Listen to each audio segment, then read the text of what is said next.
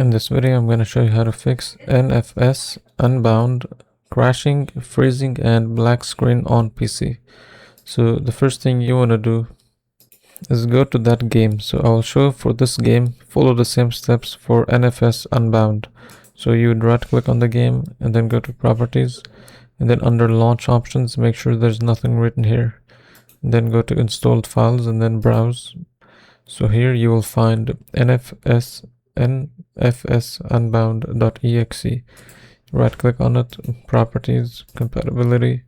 Then you will disable the full screen optimization. Just disable it like this. Then click apply and then OK. Next, you want to try and see if it works. If it doesn't, click verify files. Now this will take a few minutes, and after verifying, you want to check if it works or not.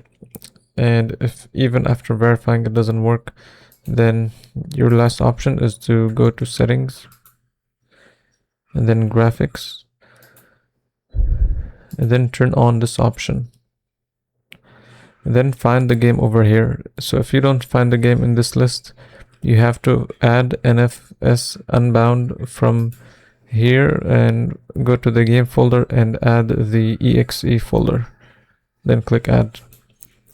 It will look something like this. So you click here and then select high performance, then turn this option on.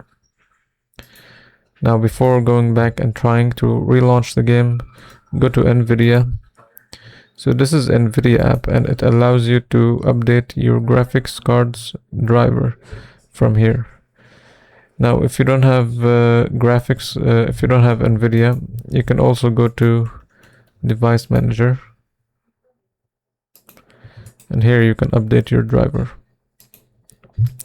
So once you do this, you wanna, before relaunching the game, you wanna check if the game is in the background.